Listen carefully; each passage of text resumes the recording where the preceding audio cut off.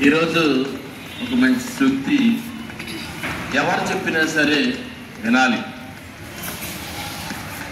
ఎందుకంటే ఇంటికాడ అమ్మా నాన్న చెప్పినప్పుడు మనం ఏంటంటే చాలా స్పీడ్గా ఎగిరిపోతాం, కోపం ఎక్కువ.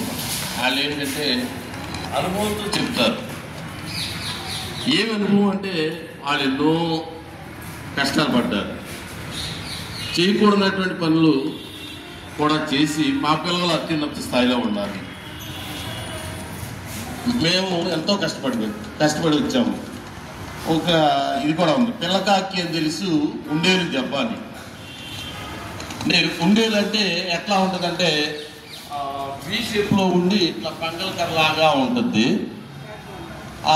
అది ఆ దెబ్బలో ఆ పెద్దకాకి చాలా తినేసింది, అనుభవించేసింది. చిన్నగా పుట్టినటువంటి పిల్లకాకి ఆ దెబ్బ అనుభవం అనేటువంటిది తెలియదు. ఆ సామెత ఏంటంటే పిల్లకాకి అని తెలుసు ఉండేది దెబ్బ. ఉండేది అంటే ఒక పంగలకర లాంటిది. అలా మనం ఏంటంటే ఇక్కడ ఏంటంటే ఎవరు చెప్పినా సరే వినాలి. వినగానే తొందరపడకూడదు. ముందు ఏంటంటే మన కోపం ఎక్కువ, మీకు బాగా ఎక్కువ. అయ్యో నువ్వు పొద్దున్నే లేవో చదువుకోవో అనేటప్పటికీ రోజు నన్ను ఎట్లాగే అంటారు అని మీరేంటంటే కోపం వచ్చేస్తుంది. ఎందుకు కోపం అంటే వాళ్ళు మీ భవిష్యత్తు గురించి చెప్తారు. నువ్వు బాగా చదువుకున్నట్టయితే, మంచి మార్కులు వచ్చినట్లయితే ఫలితం అనేటువంటిది ఉంటుంది, మా బిడ్డ అత్యున్నత స్థాయి వెళ్తుందని వాళ్ళ తాపత్రయం. అంతేగాని నీ మీద ఏదో కోపంతో అలా వాళ్ళు చెప్పరు. దానికి వేమన ఒక చిన్న పద్యం చెప్పారు. వినదగునెవ్వరు చెప్పిన వినినందునే వేగపడక వినదగన్ కనికమున నిజము తెలిసిన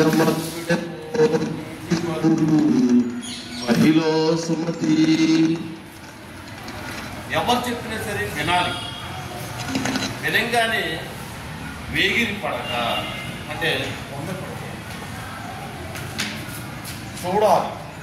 కని అంటే చూసి, కళ్ళ అంటే అబద్ధం, ఏది అబద్ధం ఏది నిజం తెలుసుకోవాలి. ఆ తెలుసుకున్నటువంటి వ్యక్తి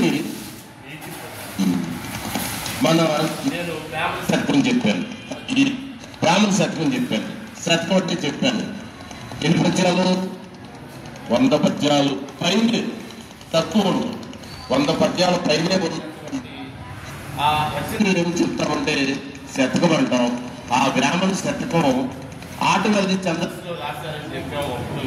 ఇప్పుడు చెప్పేది చివరి ఏం చెప్పానంటే మహిళ సుమతి. ఈ శతకం ఏ శతకంలో ఉంది అంటే సుమతి శతకంలో ఉంది. సుమతి శతకర్త ఎవరో చెప్పండి? బద్వేనా సుమతి. మనకి శతకాలు తెలియాలి. శతకాలు ఎందుకు రాశారు? శతకాలు అంటే మనం సమాజంలో ఎలా ఉండాలి, ఎలా బ్రతకాలి, ధర్మం గురించి, మంచి చెడు ఏది చేయాలి, ఏది చేయకూడదు, సమాజంలో ఒక గొప్ప వ్యక్తిగా మనం బ్రతకాలంటే నీతి, న్యాయం, ధర్మం అనేటువంటిది పాటించినట్లయితే మనకు గొప్ప వ్యక్తిగా పైకి వస్తూ ఉంటాం. అందుకని మనకి ఈ తెలుగు పద్యాలలో మీరు ఏ లెసన్ చూసినా సరే నీతి పద్యాలు,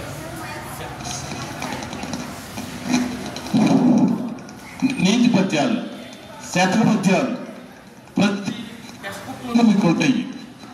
ఎందుకు అంటే సమాజంలో మనం అలా ఒక మంచి వ్యక్తులుగా ఉన్నట్లయితే ఒక మంచి నేమ్ అనేటువంటిది సంపాదించవచ్చు. మళ్ళీ నెక్స్ట్ వచ్చినట్టు ఇంకో పద్యము శతకంలో ఉంది. నాకు ఈ అవకాశం ఇచ్చిన ప్రధాన పద్యాలకి ధన్యవాదాలు.